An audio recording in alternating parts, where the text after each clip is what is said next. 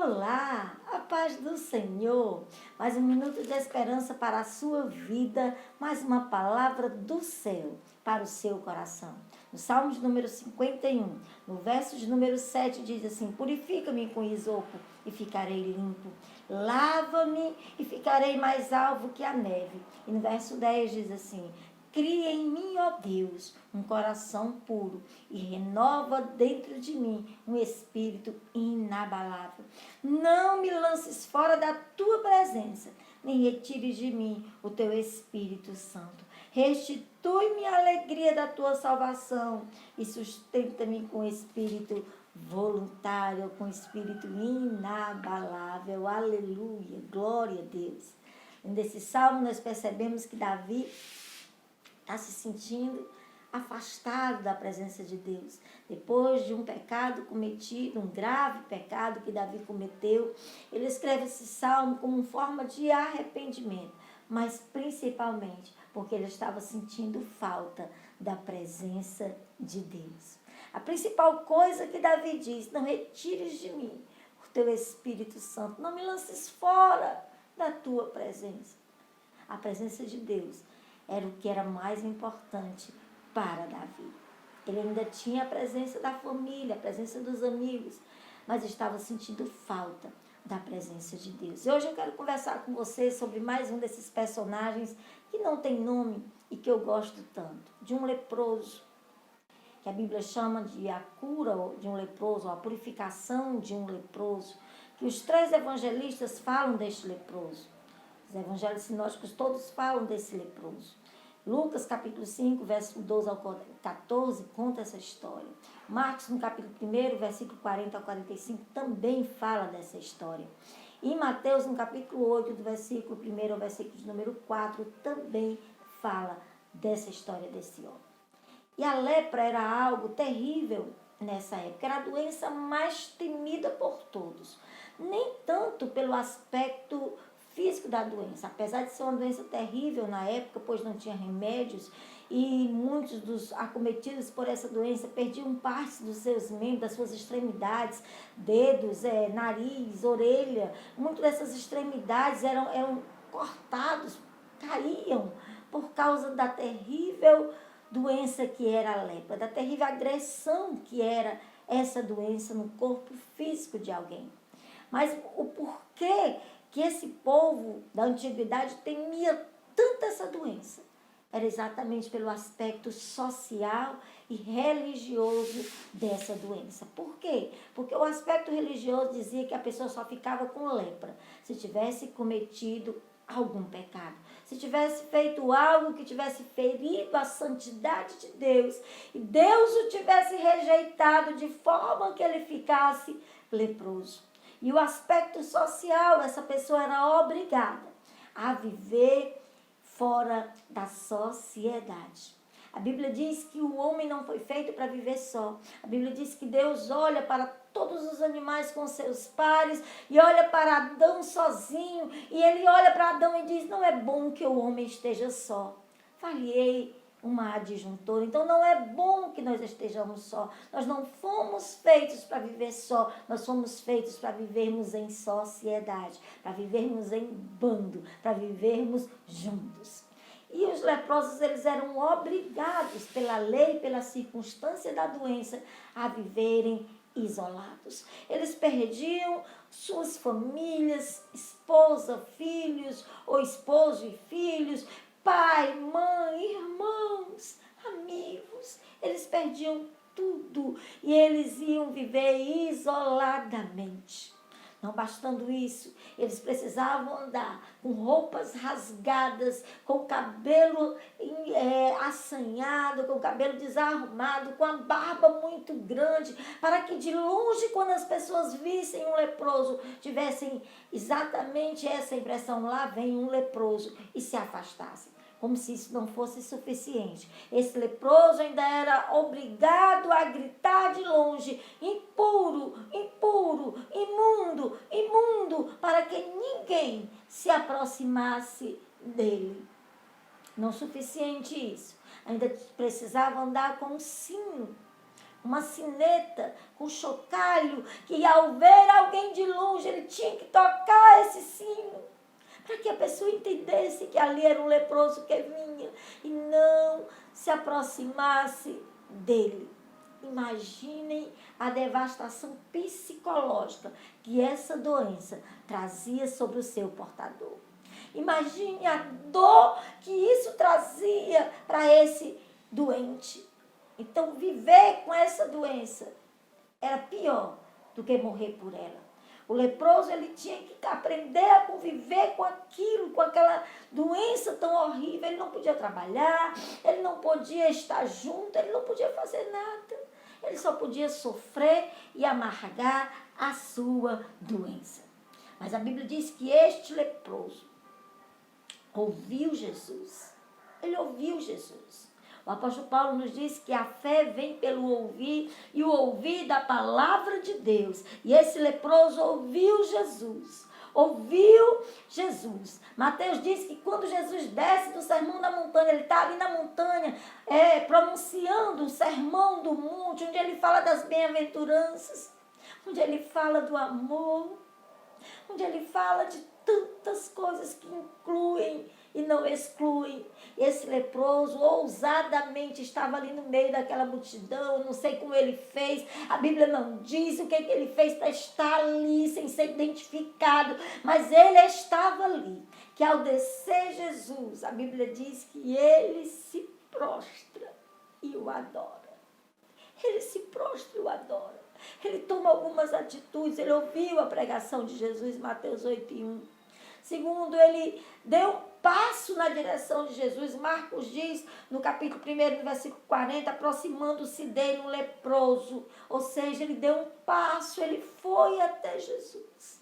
Eu não sei o que você está passando, eu não sei o que você está vivendo, eu não sei que tipo de problema você está vivendo, que está lhe excluindo, que está lhe deixando só, que está trazendo solidão para a sua vida. Mas eu quero te dizer hoje, assim como esse homem ouviu, ouça a palavra de Deus. Segundo, aproxime-se de Jesus. Esse homem aproximou-se de Jesus. Aleluia. Ele aproximou-se. Ele deu um passo em direção a Jesus. Hoje, se esse vídeo está chegando até você, é porque Deus tem um plano na sua vida. Aproxime-se dele. Ouça. Aproxime-se de Jesus, vá em direção a Jesus. Marcos ainda diz no mesmo versículo 40 que ele se prostrou de joelhos, ou seja, ele adorou. Se aproxime de Jesus e o adore. O adore pelo que ele é. Ele é o melhor amigo, ele é o amigo de todas as horas, ele é aquele que é o próprio amor. E ele não exclui, ele inclui. Ele não abandona, ele traz para si. E ele diz que veio exatamente buscar e salvar o que se havia perdido. Esse Jesus está aqui neste momento. Esse Jesus está aí perto de você. Aleluia.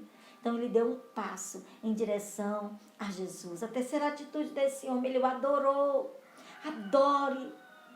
E a quarta atitude desse homem, está lá em Lucas 5:12, ele pediu perdão. A Bíblia diz que aquele que confessa e deixa, alcança misericórdia. Alcança misericórdia. E esse homem se aproxima de Jesus e numa atitude de que eu não sei nem que palavra usar para expressar o que esse homem fez. Ele não pede para ser curado, ele pede para ser limpo. Limpo aqui no texto, no original, está muito mais ligado à limpeza espiritual do que à limpeza física. Tudo que esse homem queria era estar novamente em sociedade, era estar novamente junto, era estar novamente perto da sua família. E ele diz para Jesus, se tu quiseres, podes tornar-me limpo. E Jesus, um dos evangelistas diz que Jesus se enche de íntima compaixão, ou seja, ele sente no seu íntimo a dor daquele homem, a dor do abandono. Ele não tem mais nome, ele agora é só um leproso, Talvez o nome dele fosse algum nome, Samuel, ou não sei, algum nome bíblico. Mas aqui ele já não tem mais nome, ele é apenas um leproso. Talvez o seu estado, talvez o que você está vivendo tenha tirado até mesmo o seu nome. Talvez as pessoas já não lhe tratem mais com a mesma dignidade. Mas eu te digo hoje, como boca de Deus, Jesus se move de íntima compaixão pelo seu problema, pelo que você está passando.